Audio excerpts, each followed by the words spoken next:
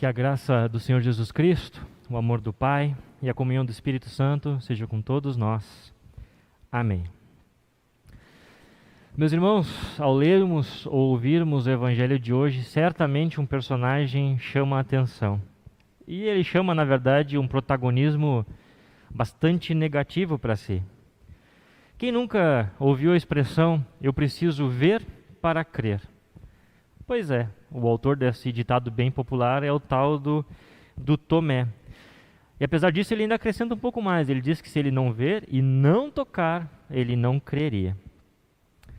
No entanto, hoje eu queria deixar um pouquinho de lado esse personagem, embora ele vá aparecer na nossa conversa, mas eu queria destacar de maneira mais especial aquilo que o texto de João nos traz de confortador e nos traz de ensino também.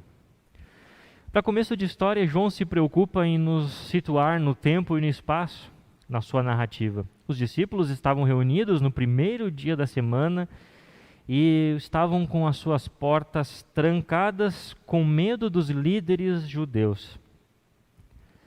Ao que parece, mesmo que alguns discípulos tenham já recebido a notícia da ressurreição do Salvador Jesus de manhã cedinho, ainda assim parece que isso não era suficiente para impedir que eles estivessem com medo dos líderes, estivessem com medo de ter um destino semelhante ao que Jesus teve naquela sexta-feira santa. E até por isso, então, eles se reúnem em suas casas trancados, ficam em casa trancados. Isso não soa familiar para vocês? Pois é, mesmo em nossos dias, diante das dificuldades que nós temos, por conta da realidade que o mundo nos impõe, medo e fé muitas vezes convivem juntos. Nessa crise que se instaurou na nossa sociedade por conta da Covid-19, e em tantas outras crises que a humanidade já viu, nós somos confrontados diariamente com medos e dúvidas. E alguém até poderia perguntar, mas afinal de contas, o cristão pode sentir medo? Não é pecado sentir medo, por acaso? Bem, o medo por si só, ele não é pecado, mas ele é uma das marcas mais características do pecado. O medo também possui um lado positivo, porque afinal de contas é o medo que impede com que nós façamos alguma besteira, colocando nossa vida em risco, ou também nos mantém longe de situações perigosas. E nesse sentido ele até é visto como uma ferramenta então de preservação da nossa vida. Mas o fato é que é inegável que o medo chegou no mundo quase como uma primeira consequência lá do pecado de Adão e Eva. Quando Deus chama por Adão, que estava escondido após pecar, Adão responde: ouvi a tua voz no jardim, e porque estava nu, tive medo e me escondi. Aqui o abismo foi criado. A nossa relação com Deus foi totalmente rasgada e agora foi baseada não mais no amor, mas sim no medo. E é justamente em meio a esse medo que se estende então pela raça humana, que aqueles discípulos estavam reunidos de portas trancadas. E Jesus vem e se coloca entre eles. E quando ele chega, a primeira coisa que ele diz é muito consoladora: que a paz esteja com vocês. Ora, Cristo não repreende os discípulos por eles estarem assustados e com medo. Ao contrário, num gesto de amor, lhes deseja a paz. E mais ainda, lhes mostra as suas feridas, suas chagas da cruz, provando que era justamente ele que estava ali diante deles, que não era um fantasma, mas o próprio Cristo com o seu corpo que estava ali diante deles. Cristo, sendo um verdadeiro Deus, não poderia permanecer morto. Em seu estado de exaltação, que é justamente esse estado após a sua ressurreição, sua morte e ressurreição, não seriam trancas de uma casa, de uma porta, seja elas qual forem, que impediriam então ele de entrar. Nessa nova realidade de Cristo, ele não está mais limitado aos espaços físicos. E sendo também verdadeiro homem, ele havia sido de fato morto. E mesmo após a sua ressurreição, ele sustenta em seu corpo glorificado as marcas desta morte. Isso tudo como um lembrete do preço que foi pago pelo resgate de todo pecador. Vocês, eu, aqueles discípulos. Mesmo que a cruz esteja vazia, Cristo faz questão que nos lembremos constantemente dela. E mesmo nós não estando lá naquela casa com os discípulos, e nossos medos, aqui 2000 anos depois, Jesus também vem ao nosso encontro e nos oferece, nos dá a sua paz. Claro que é uma paz diferente da paz que o mundo oferece, como nós bem ressaltamos em nossas pregações, porque não é uma paz que garante uma vida sem sofrimento. Não é à toa, por exemplo, que nós estamos diante de uma pandemia que não se resolveu na Páscoa, no domingo de Páscoa. E os discípulos, mesmo após a ressurreição de Jesus, não deixaram de sentir medo e achar que precisavam se reunir, se trancar, né, com medo dos líderes judeus. Porque, na verdade, a paz que Cristo nos dá é o perdão de todos os nossos pecados. Por isso, não tendo muita escapatória, ao cristão cabe a difícil missão aqui neste mundo de ser forte, de ser resiliente diante desses tempos difíceis. Porque essa paz, esse perdão que Jesus reconquistou para nós é justamente a reconciliação com Deus. É a paz de Deus, mas é a paz com Deus. E nesse sentido nós somos muito confortados, sim, mas também confrontados. Jesus, ao desejar a sua paz sobre aqueles discípulos, logo lhes dá uma missão. É quase como uma moeda de duas faces.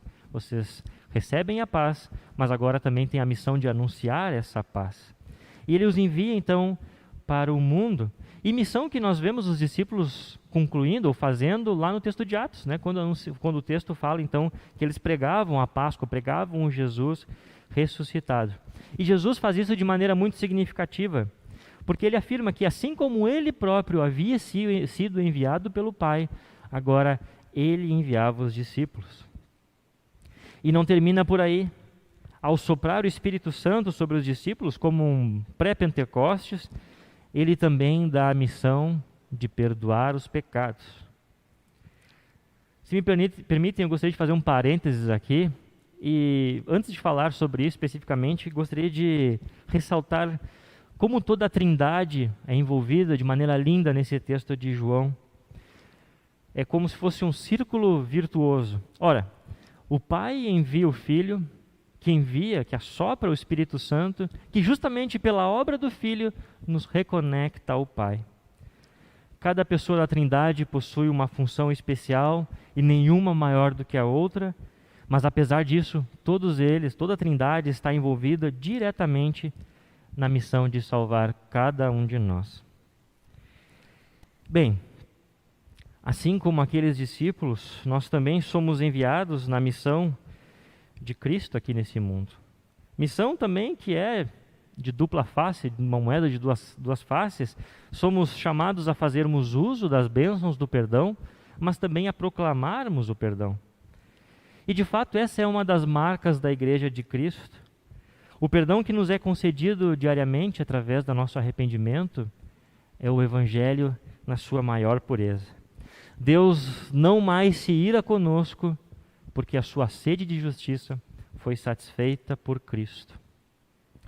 E se nós temos então certa lei no fato de precisarmos aqui cumprir a missão e anunciar esse perdão, esse ofício das chaves, que é o poder de perdoar pecados que Cristo deu para a igreja, muito mais nós temos evangelho pelo fato de que nós somos beneficiados por este mesmo perdão.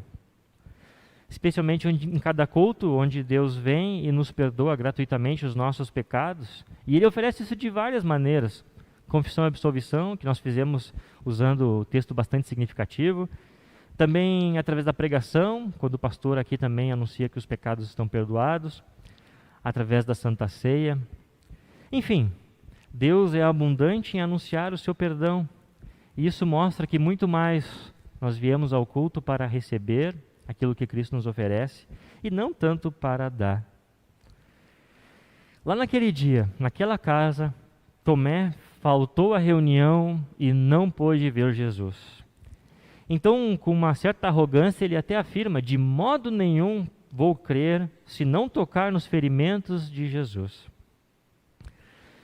Assim, a incredulidade dele foi algo que atrapalhou ele. porque ele não pôde ficar feliz, ele não se alegrou com a notícia que os discípulos, seus companheiros lhe deram, de que Jesus havia ressuscitado. E hoje, diante da incredulidade humana, muitos sofrem a frustração de não terem pessoas queridas aqui neste local ou em outra comunidade cristã, pessoas que muitas vezes fecham seus ouvidos para a boa notícia da salvação e que nos causam bastante tristeza.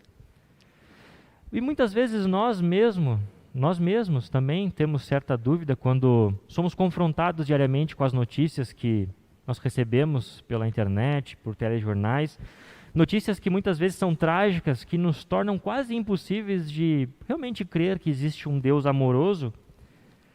E quase sempre, então, como Tomé, sendo bem francos, nós desejaríamos também ver ou tocar para crer.